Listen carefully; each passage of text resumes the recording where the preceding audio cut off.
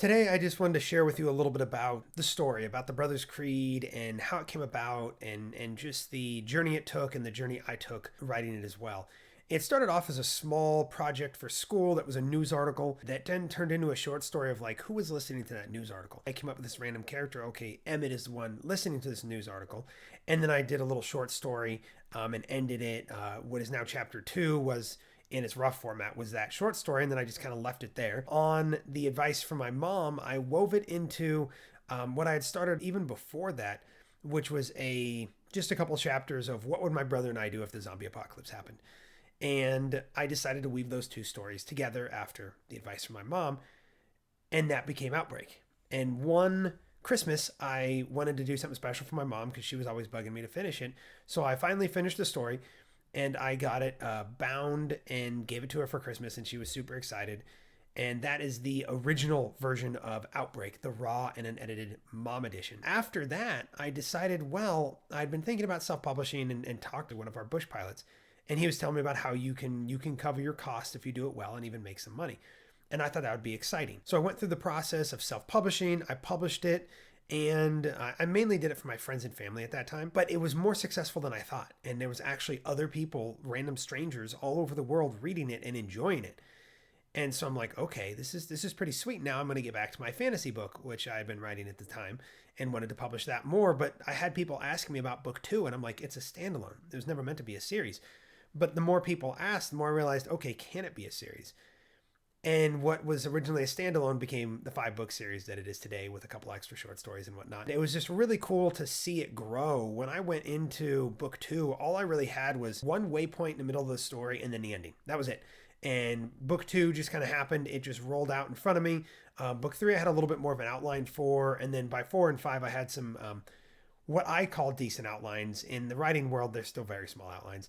And it was really fun just to turn something that was meant to be just a fun story into a full series, and to see just the support behind it. It was really cool. The story follows two brothers as they gather a group together around them, and that group just becomes a community. It becomes a family as they just survive the apocalypse and survive all of these hardships that they face on their journey north. And book 1 really starts off with the two brothers just with kind of a naive sense of excitement. They're honestly kind of excited for the apocalypse. And as the book goes on, they realize that it's not what they thought it was. The grim reality of the true end of the world, if you will, sets in.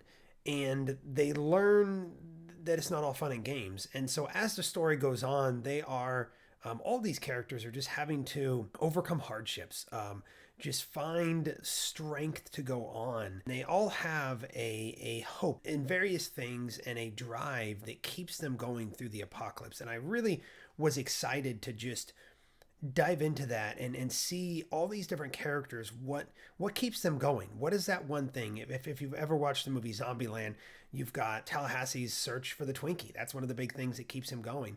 Pacific Playland for the girls. And it's just it's that same kind of thing. I mean, that is their drive going forward. And so me and my characters, they all have their own drives. The brothers have their Christian faith, but you have other characters that, one, she just wants to survive no matter the cost. Another one, it's his daughter. He wants to keep her safe no matter what. And it was really fun just to dive into these characters' heads and to see what drives them forward, what keeps them going when all seems lost and it's really, really dark. Because that was one of the biggest themes I wanted to have in this was finding hope, finding light in the midst of darkness, in the midst of tragedy, in the midst of hardship. Because we all face that in real life. Not only does that happen in like the zombie apocalypse or really intense situations, like we've got to do that sometimes every day, and we've got to do that in our own lives, in our own struggles and hardships. And so I really wanted this to be a story that anybody can read and just relate to these characters as they struggle to just keep going, to keep surviving, no matter how many hits they take, no matter how many losses they suffer.